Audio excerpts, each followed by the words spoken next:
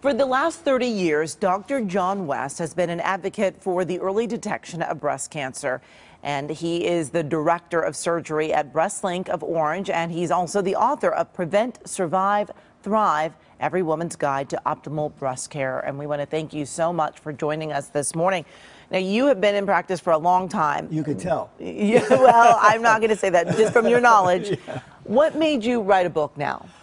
There is so much progress in early detection of breast cancer. It is so exciting to practice now. I started out in the days of radical mastectomies. Women would come in with a lump. We put them to sleep, do a frozen section. If they had cancer, we do a mastectomy.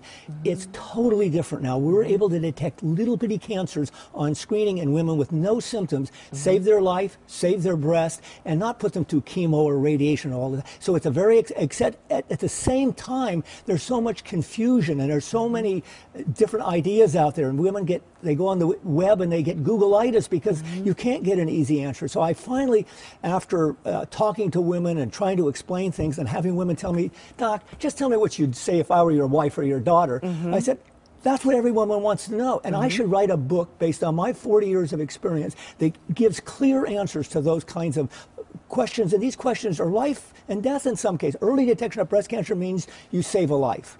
Exactly. And a lot of people do know that I am a new breast cancer survivor. I was diagnosed in October. And so many of the women that I've met while battling cancer, so many of us said, we don't have cancer in our family. No one had breast cancer, and I felt that I had a false sense of security because breast cancer wasn't in my family. But a lot of women are diagnosed with breast cancer who didn't have it in their family. The majority of women who are diagnosed with breast cancer don't have it in their family, so every woman is at risk. But if you have an Angelina Jolie-like history where your mom had ovarian and several of your aunts had breast cancer, you know you're at increased risk. So we want those women to do gene testing. If they're positive, we want to follow them with the MRI, not just a mammogram. We want to give them the option of nipple-sparing mastectomy, as Angelina Jolie went through. We want them to know that their ovaries may have to come out at age 40 to protect them from ovarian cancer. So it's getting more and more complicated. So we're making great progress. But if we're making great progress, doctors don't have the time to study all this, to explain everything. The woman must empower herself. If she wants to get the best results, if she wants to protect herself, if she wants to catch cancer at the earliest stage and get the best results, she must be able to go to a doctor. For instance, if she says she finds a little change in her breast, she said, I want you to do a diagnostic ultrasound, cone compression views. If there's a change, I want a vacuum-assisted biopsy. If you don't find anything, I want to be followed at 2, 4, and 6 months. And oh, by the way, if you don't want to follow that, I'll get a second opinion. Well, but part of the issue now is that there is a chance that it could be changed where mammograms don't happen until you're 50. I'm not 50. A lot of the women that were being treated when I was being treated are not 50. And so what happens if this goes forward? And this is one of the greatest tragedies of our time. We're at the verge of dropping breast cancer mortality by 60, 70, 80% if we do aggressive screening with mammograms, 3D mammograms, risk assessment, MRIs in high-risk women, ultrasound for women with dense breasts.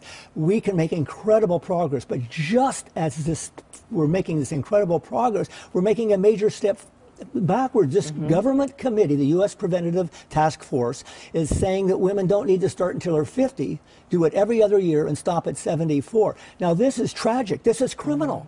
It is based on absolutely false data. It means that young women will die needlessly. Young families will grow up without a mother.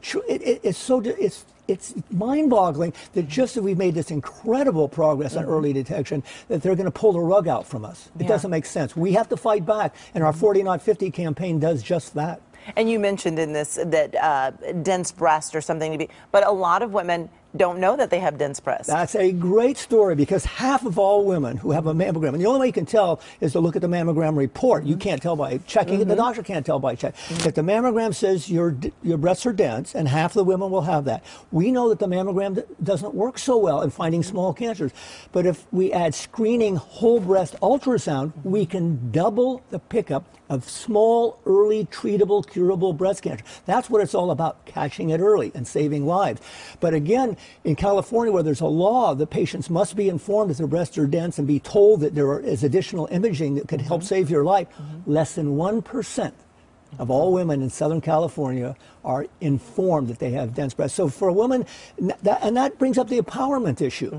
A woman's going to have to ask because they're not going to tell you. You must be empowered. Are my breasts dense? Yes or no? No? Then fine. A yearly mammogram starting at 40 and continuing as long as you're healthy, not stopping at 74. But if your breasts are dense, you should look at the option of screening ultrasound. In fact, you should do screening ultrasound. You're going to double the pickup of small. You realize how incredibly important that is, how life-saving that is. Catching it early, like catching a little lump where you can save the breast, not go on chemotherapy, outpatient surgery.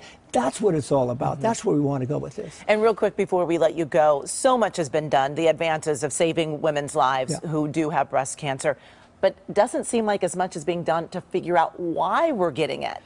Well, there's a tremendous amount being done, and it seems like we're on the verge of finding, the answer. And I always, at the end of the book, I kind of kid the reader in saying that it may be for me much like it was for thoracic surgeons when they found a cure for TB, that these guys were out of business. So I can see myself working at Walmart or something as a greeter and directing women who have concerns to the aisle where they can get the test to see if they have breast cancer, just a simple blood test. And then if they test positive, then we can give them a pill that will destroy it. They never have to get a mammogram or see a doctor. That is my dream. That's my goal. I hope I live long enough to see that day where I can work as a greeter at Walmart. I think it'll be a great way, after doing mastectomies and all these radical surgeries, it'd be nice to have a pill that will cure cancer. Oh, I hope you do. There's a lot of us that hope you do. Thank you so much, Dr. John West, for being here this morning and answering so many questions. And to learn more about Dr. West and BreastLink's 5 locations in Southern California, just go to our website, KCAL9.com, and click